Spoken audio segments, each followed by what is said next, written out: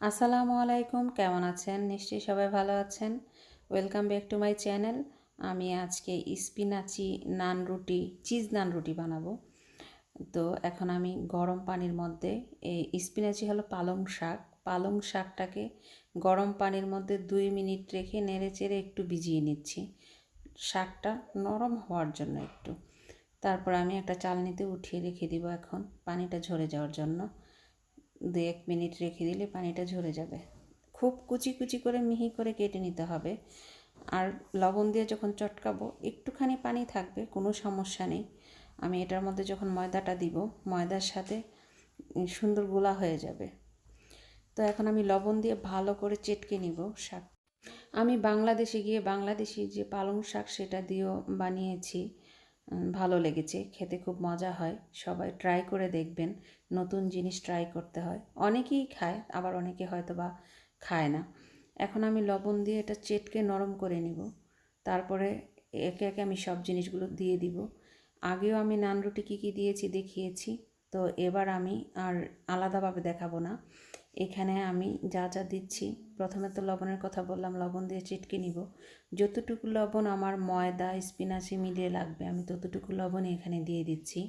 আমি দিয়ে দিব 1.5 কাপ পরিমাণে ময়দা, আর হাফ চা চামচ, 1 চা চামচ পুরো না, হাফ চা চামচ ইস্ট। আমি এখানে আস্ত ইস্টই দিয়ে দিব, আমি কোনো পানিতে গুলিয়ে নিইনি।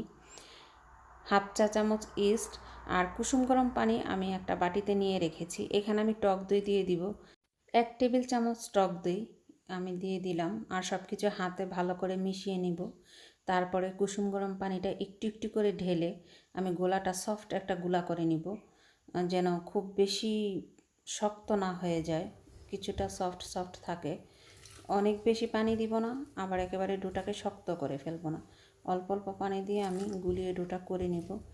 সব শেষে দিয়ে দিব 1 চা চামচ ঘি। কেউ তেল দিতেও পারে, আবার বাটারও দিতে পারে, ঘিও দিতে পারে। তেল, ঘি, বাটার যেটাই হোক একটুখানি দিয়ে দিলে শেষের দিকে ডোটা সফট হয়। আমি এখন মাখিয়ে রেখে দিব 3 ঘন্টার জন্য। এভাবে একটা ঢাকনা দিয়ে ঢেকে তারপর রেখে দিব। 3 ঘন্টা পর দেখি কি অবস্থা হয়েছে, ঢাকনাটা উঠিয়ে ফুলে উঠেছে বেশ। এখন আমি হাত দিয়ে নেড়েচেড়ে নরমাল করে নিচ্ছি। আর একটুখানি ময়দা ছিটিয়ে ওখানে আমি ডোটাকে গোল গোল করে কেটে ভাগ করে নিব। একটি বাটিতে গুঁড়া চিজ আমি নিয়ে নিয়েছি, তো এখান থেকে যতটুকু লাগবে আমি ততটুকুই এখানে দিব। গোল গোল করে আগে বলগুলি করে নিব। গোল গোল বলগুলির ভিতরে পুরের মতো করেই আমি চিজ দিয়ে দিব। যেভাবে করে ভিতরে পুর আলু দেয় ঠিক সেভাবে করেই আমি হাতে পরিমাণ মতো চিজ নিয়ে ভিতরে দিয়ে দিব। আমরা যতটুকু পছন্দ করি ঠিক ততটুকু দিয়েছি। যার যতটুকু পছন্দ, কেউ বেশি চাইলে বেশি দিতে পারে, কম চাইলে কম দিতে পারে।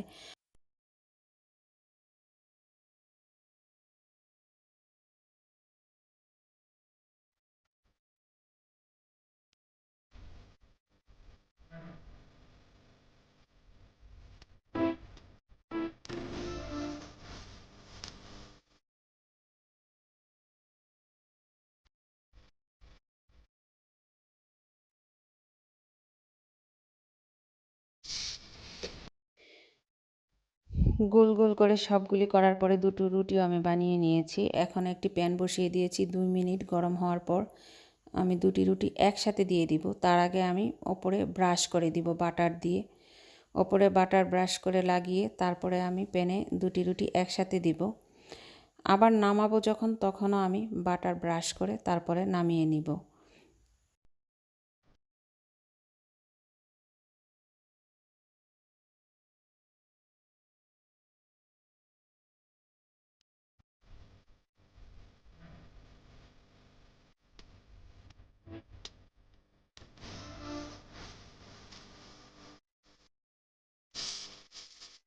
ঢাকনা দিয়ে ঢেকে রেখেছিলাম, সুন্দর ফুলে উঠেছে, তার মানে হয়ে গিয়েছে এক পিঠ।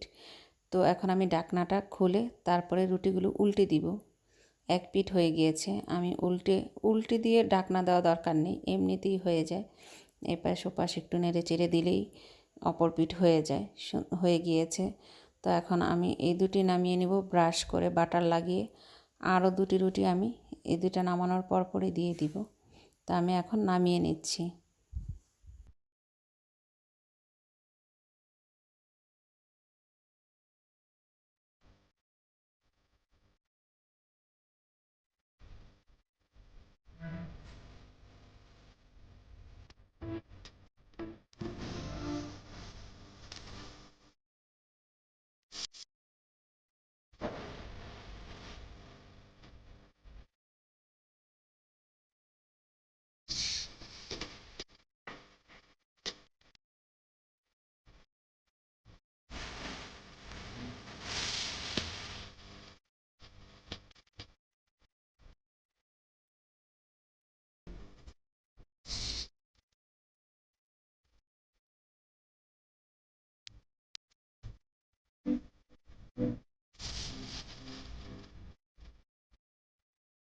হয়ে গেল মজাদার স্পিনাচি চিজ নান।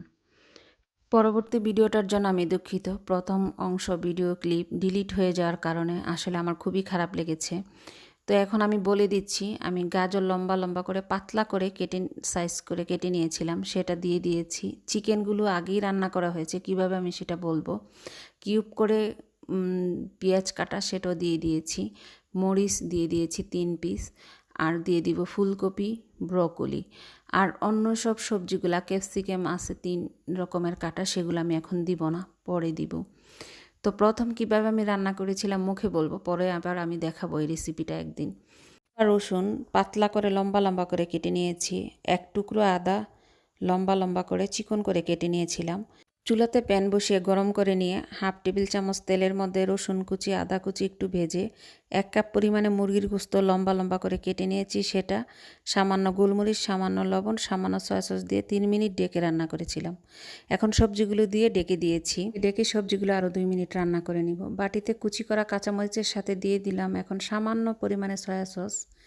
2টা কাঁচামরিচ কুচি করা ছিল, সেখানে সামান্য সয়া সস। আর এখন দিচ্ছি, এটা হলো চিলি সস, 2 চা চামচ দিচ্ছি চিলি সস। এরপরে যেটা দিব সেটা হলো সুইট চিলি সসও 2 চা চামচ পরিমাণে দিয়ে দিব। সুইট চিলি সস এটা।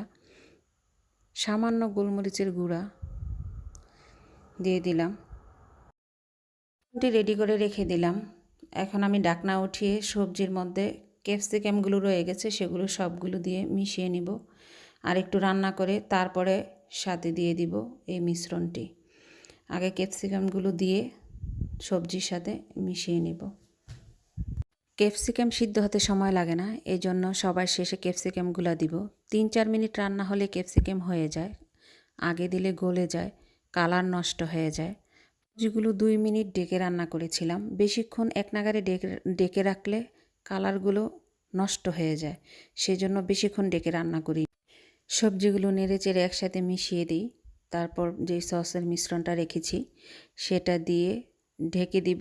3 মিনিট রান্না করলে সিদ্ধ হয়ে যাবে সব। ঝাল ঝাল একটা ভেজিটেবল হবে, স্পাইসি ভেজিটেবল। এই ভেজিটেবলের মধ্যে কর্নফ্লাওয়ার দিব না, অনেক বেশি পানিও রাখবো না। যতটুকু পানি আমি দিয়েছি এতেই সুন্দর হয়ে যাবে, রুটি দিয়ে খাওয়া যাবে, ভাত দিয়েও খাওয়া যাবে। 3 মিনিট ডেকে রান্না করে নিব। 3 মিনিট ডেকে রান্না করলে সব কিছু সুন্দর ভিতরে সিদ্ধ হয়ে যাবে।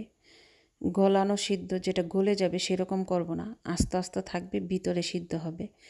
আমি এখন ঢাকনাটা খুলে দেখলাম 3 মিনিট পরে সবজি হয়ে গিয়েছে।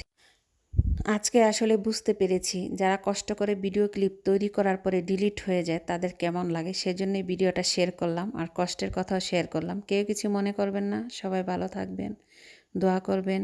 আল্লাহ হাফেজ।